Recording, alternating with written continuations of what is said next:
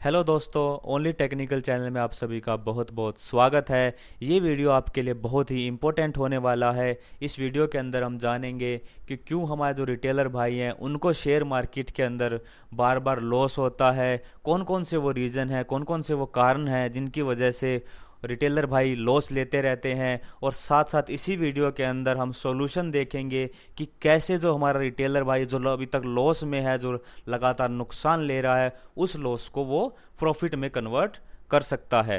Video शुरू करने से पहले दोस्तों आपसे रिक्वेस्ट है, अगर आपने मेरा चैनल अभी तक सब्सक्राइब नहीं किया है तो ऐसी ही इंपॉर्टेंट वीडियो के लिए प्लीज़ मेरे चैनल को सब्सक्राइब कीजिएगा।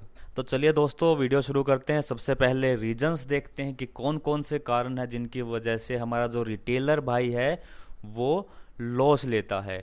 तो सबसे पहला जो रीज़न आपके सामने आपको दिख रहा होगा, लैक ऑफ नॉलेज, यानी कि जो हमारा रिटेलर भाई है वो बिना सोचे समझे किसी दोस्त ने बता दिया, किसी रिश्तेदार ने बता दिया, शेयर मार्केट के अंदर कूद पड़ता है।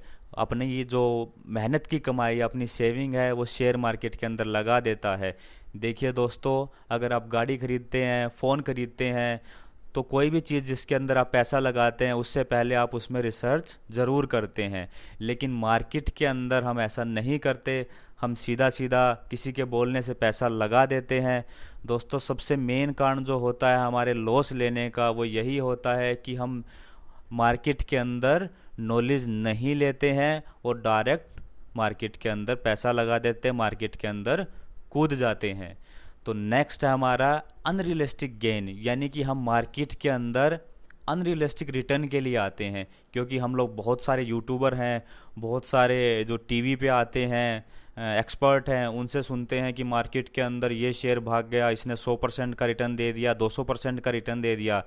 दोस्तों, मार्केट में ऐसे रिटर्न ज़रूर मिलते हैं, लेकिन हमें अपनी तरफ से जो व्यू रखना चाहिए वो कम से कम 15 से 20% का ही रखना चाहिए। मार्केट हमें इससे ज़्यादा ज़रूर देगा, लेकिन हमें अपनी तरफ से अनरियलिस्टिक रिटर्न के लिए मार्केट के अंदर बिल्कुल नहीं आना चाहिए।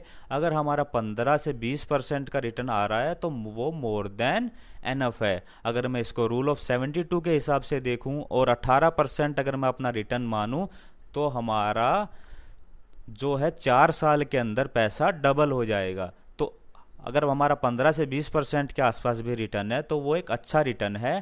कहने का मतलब ये है कि पैसा दुगना तिगना करने के लिए शेयर बाजार के अंदर मत आइए।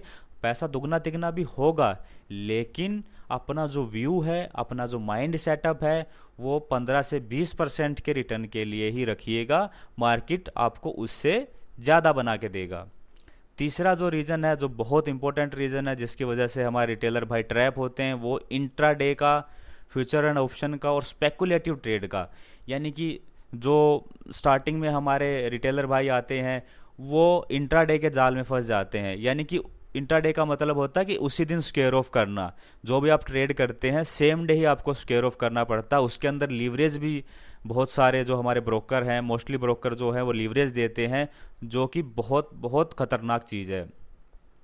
दोस्तों, आज तक आप मुझे कमेंट करके बता दीजिएगा, आज तक कोई भी ऐसा ट्रेडर नहीं हुआ जिसने इंट्राडे से पैसा बनाया हो। जितने भी हमारे ट्रेडर हैं, चाहे आप हमारा वारेन बफे देख लीजिए, झुनझुनवाला जी देख लीजिए, जो जितने भी हमारे बड़े बड़े ट्रेडर हैं, सब ने इन्वेस्टमेंट करके, लॉन्ग टर्म में इन्वेस्टमेंट करके पैसा बनाया। इंट्राडे से या फिर फ्यूचर एंड ऑप्शन से या स्पेकुलेटिव ट्रेड से कभी पैसा नहीं बन सकता। स्पेकुलेटिव ट्रेड का मतलब है कि जैसे कि मार्केट के अंदर न्यूज़ आ गई है कि कोई फलाना शेयर है, उसके अंदर बड़ी इन्वेस्टमेंट आने वाली है, तो ऐसी इस तरीके की जो स्पेकुलेटिव जो न्यूज़ होती हैं, जो बोलते हैं कि सोर्सेज से लीक हुई है, 90% जो ऐसी न्यूज़ होती हैं वो फेक होती हैं। वो जानबूझ के रिटेलर को ट्रैप करने के लिए मार्केट के अंदर फैलाई जाती हैं। तो इसे ऐसी स्पेकुलेटिव ट्रेड से, ऐसी न्यूज़ जो बेस ऐसा ट्रेड है, उससे आपको बच के रहना है। चौथा इम्पोर्टेंट जो रीज़न है वो है हमारे अंदर लैक ऑफ पेशेंस और डिसिप्लिन। देखिए दोस्तों, लाइफ का कोई भी पार्ट हो उसके अंदर आपको डिसिप्लिन से चलना ही पड़ता है, तभी आपको आगे चल के कामयाबी मिलती है। तो दोस्तों, शेयर बाज़ार के अंदर भी डिसिप्लिन और पेशेंस दोनों बहुत बहुत ज़रूरी हैं। जैसे कि आप अपना एसआईपी कर रहे हो तो उसको टाइम दीजिए ग्रो करने का। शेयर बाज़ार के अंदर कम से कम 3 से 5 साल के टाइम होराइजन के लिए आइए। अपना जो पैसा है उसको ग्रो करने दीजिए। जो एसआईपी कर रहे हैं उसको भी डिसिप्लिन के साथ करिए। शेयर मार्केट के अंदर एक बहुत बढ़िया कहावत है दोस्तों कि in this market money goes from impatient to person having patience, यानी कि जिसके पास धैर्य होता है उन्हीं के पास शेयर मार्केट के अंदर पैसा जाता है। तो ये सबसे इम्पोर्टेंट पार्ट है, आपको पेशेंस रखना और डिसिप्लिन के साथ मार्केट के अंदर इन्वेस्टमेंट करनी है। अगला जो रीज़न है हमारा वो है बहुत इंपॉर्टेंट रीज़न, मनी मैनेजमेंट और रिस्क मैनेजमेंट। हाउएवर ये बहुत बड़ा टॉपिक है, लेकिन मैं आपको इसका क्रक्स बता देता हूँ। मनी मैनेजमेंट का मतलब है कि आप जो पैसा लगा रहे हैं वो सिर्फ एक इंस्ट्रूमेंट के अंदर मत लगाइए या फिर एक शेयर के अंदर मत लगाइए, यानी कि उसको डाइवर्सिफाई कीजिए। जैसे कि आपका जो पोर्टफोलियो है, मान लीजिए 10 लाख का पोर्टफोलियो है, तो आप उसको कम से कम 20 पार्ट्स में डिवाइड करिएगा, तभी उस पैसे को लगाइएगा। यानी कि आपका जो एक शेयर के अंदर जो इन्वेस्टमेंट आएगी वो 50,000 के अराउंड आएगी। यानी कि आप एक शेयर के अंदर कम से कम 50,000 रुपये आप लगा सकते हैं। तो मनी मैनेजमेंट से क्या हेल्प होगा, क्योंकि जैसे कि आपने 20 शेयर के अंदर पैसा लगाया है तो 20 के 20 आपको पैसा बना के नहीं देंगे। कम से कम 14 से 15 अगर आपके लिए पैसा बना के दे रहे हैं और 5 ऐसे हैं जो आपको लॉस दे रहे हैं, तो उसके मनी मैनेजमेंट की हेल्प से आपका जो एवरेज रिटर्न आएगा वो बहुत बढ़िया आएगा। अगर आप मनी मैनेजमेंट नहीं करते हैं और 10 के 10 लाख एक या दो शेयर में लगा देते हैं और कल को, क्योंकि मार्केट अनसर्टेन है दोस्तों, बड़ी से बड़ी कंपनी में कोई भी न्यूज़ आ सकती है, चाहे वो रिलायंस हुआ, टीसीएस है, इन्फोसिस है, कितनी भी दिग्गज कंपनी है, मार्केट एकदम अनसर्टेन है।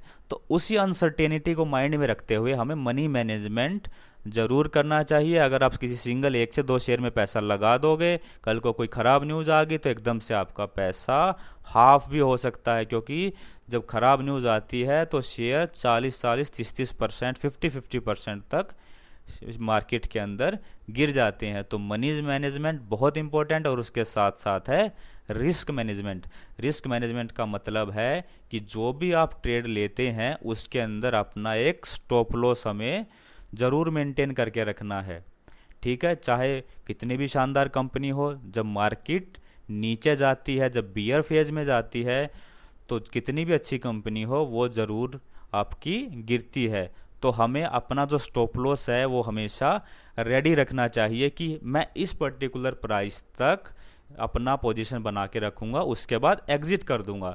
वो आप अपनी स्ट्रैटेजी के हिसाब से रख सकते हैं। जैसे कि आपने 50 डेज़ की मूविंग एवरेज पे अपना स्टॉप लॉस रखना है, या 200 दिनों की मूविंग एवरेज पे अपना स्टॉप लॉस रखना है, या फिर कैंडल स्टिक या चार्ट के हिसाब से अपना स्टॉप लॉस रखना है, वो आप अपना खुद देख सकते। चलिए नेक्स्ट स्लाइड के अंदर कुछ और इम्पोर्टेंट रीजंस देख लेते हैं। ये आपके सामने है। आजकल दोस्तों यूट्यूब पे या फिर हमारा टेलीग्राम पे या मैसेज के थ्रू बहुत सारी हमारे पास फेक कॉल्स आती हैं। बोलते हैं कि ये हमारे न्यूज़ लीक हो गई है, ये हमारी एक्सक्लूसिव न्यूज़ है। या फिर बहुत सारे ऐसे मेरे यूट्यूबर भाई भी हैं जो इंट्राडे और फ्यूचर ऑप्शन के ट्रेड को प्रमोट करते हैं। अपना चैनल के नीचे जो यूट्यूब के वीडियो बनाएंगे उसके नीचे लिंक देंगे कि हमारे लिंक के थ्रू आप डीमैट अकाउंट खोलिए, और आपको प्रोवोक करते हैं इंट्राडे और फ्यूचर ऑप्शन ट्रेड करने के लिए।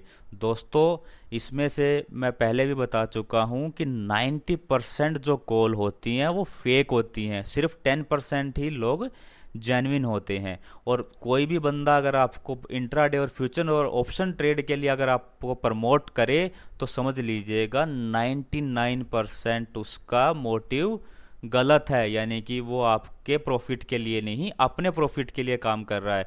जिस लिंक के थ्रू आप लोग डीमैट अकाउंट खोलते हैं, याद रखिएगा उनका उसमें कमीशन होता है। उनका बेसिकली काम ही है आपको प्रमोट करना इंट्राडे के लिए, फ्यूचर ऑप्शन के लिए। कोई न्यूज़ बता देंगे इस शेयर ये भागने वाला है, क्योंकि उनका जो मेन मोटिव है आपको इंट्राडे के लिए या फ्यूचर ऑप्शन के लिए प्रमोट करना है, आपका ट्रेड को इंक्रीज कराना है, सो डैट कि उनका जो कमीशन है जो ब्रोकर से लेते हैं वो बढ़ सके।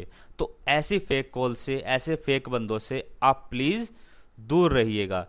नेक्स्ट है हमारा स्ट्रेटजी का होपिंग, यानी कि आप मतलब एक स्ट्रेटजी पे स्टिक नहीं करते हैं। जो भी हमारा रिटेलर भाई है, कभी किसी ने कोई स्ट्रेटजी बता दी, कभी किसी ने कोई स्ट्रेटजी बता दी। देखिए दोस्तों, मार्केट के अंदर कोई भी स्ट्रेटजी गोल्डन स्ट्रेटजी नहीं है। अगर ऐसा होता तो जितने भी हमारे ये जो TCS है, हमारे इन्फोसिस है, बड़ी बड़ी कंपनियां हैं, वो मेहनत क्यों करती? वो ऐसी कोई स्ट्रेटजी ले लेती और उसको हम अपने जो ट्रेडर हैं ऐसे ट्रेडर बिठा देती, उनको सैलरी देती, वो सारा दिन इनके लिए ट्रेड करते रहते और आसानी से पैसा बना लेते। लेकिन वही मैं आपको समझाना चाहता हूँ कि कोई भी गोल्डन स्ट्रैटेजी नहीं होती। आप जो भी स्ट्रैटेजी आप फॉलो कर रहे हैं वो आपकी अच्छी है, चाहे आप मूविंग एवरेज पे, कैंडल स्टिक पे, फंडामेंटल पे, जो भी आप फॉलो कर रहे हैं आप उसको फॉलो करते रहिए, उसको बार बार प्रैक्टिस कीजिए। उसी के अंदर आप धीरे धीरे करके एक्सपर्ट हो जाएंगे। और कभी भी गोल्डन स्ट्रैटेजी के पीछे प्लीज़ मत भागिएगा। और एक और इम्पोर्टेंट जो रीज़न है हमारा रिटेलर भाई जिसकी वजह से लॉस लेता है, वो शेयर मार्केट के अंदर लोन लेके इन्वेस्टमेंट शुरू कर देता है, जो कि बहुत बहुत गलत है। क्योंकि शेयर मार्केट का हमें पता नहीं होता कि वो पैसा कब तक मार्केट के अंदर रहेगा। ऊपर से जो लोन की EMI है वो बढ़ने लगती है। तो शेयर मार्केट के अंदर कभी भी लोन लेके पैसा मत लगाइएगा। इनफैक्ट मैं तो ये बोलूँगा, जो पैसा आपके पास आइडल पड़ा है, मतलब जिसको आपको कम से कम 1 साल, 2 साल, 3 साल के लिए जिस पैसे की आपको ज़रूरत नहीं है, सिर्फ वही पैसा शेयर मार्केट के अंदर लगाइएगा। मतलब वो पैसा मत लगाइएगा जिसको आप 15 दिन के अंदर फिर से निकालना पड़े। क्योंकि इससे क्या होगा कि हमें कई बार जो हमारा जो ट्रेड लेते हैं उसको लॉस में काटना पड़ता है। इसीलिए आइडली जो शेयर मार्केट के अंदर थोड़ा लंबा टाइम होराइजन के उससे पर्सपेक्टिव से आइएगा। लोन लेके कभी मत पैसा लगाइएगा। जो आपके पास आइडल मनी है जिसको आपको आगे चल के ज़रूरत नहीं है, वही पैसा शेयर बाज़ार के अंदर लगाइएगा। और जो लास्ट मैंने जो रीज़न कोट किया है वो है कि सारा का सारा पैसा शेयर मार्केट के अंदर लगा देना। दोस्तों, एक गोल्डन रूल होता है, रूल ऑफ 100। मतलब जो भी आपकी एज है उसको अगर 100 में से सब्ट्रैक्ट कर दें, फॉर एग्जांपल अगर मेरी एज 30 है और उसको मैं 100 में से सब्ट्रैक्ट कर दूं तो 70 आएगा।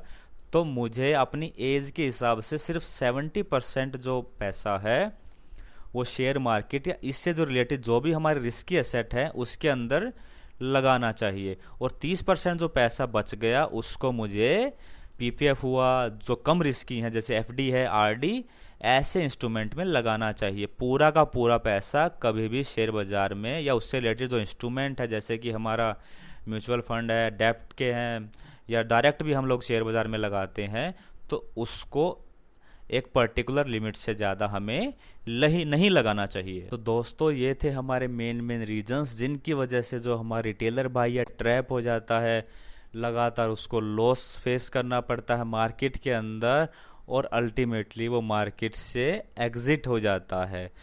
दोस्तों, मेरी कोशिश थी कि इसी वीडियो के अंदर आपको सॉल्यूशंस प्रोवाइड करूं। वो कौन कौन से उपाय हम कर सकते हैं, कौन कौन से समाधान है जो हम इम्प्लीमेंट करके अपना जो अभी तक जो हमने लॉस लिया था उसको प्रॉफिट के अंदर कन्वर्ट कर सकते हैं। लेकिन वीडियो बहुत लंबा हो जाएगा, इसलिए हम इस वीडियो का पार्ट 2 बनाएंगे जिसके अंदर आपको सारे सॉल्यूशन विद एक्सप्लेनेशन मैं प्रोवाइड करूंगा। ये वीडियो कैसा लगा प्लीज़ कमेंट करके बताइएगा। वीडियो देखने के लिए आपका बहुत बहुत धन्यवाद।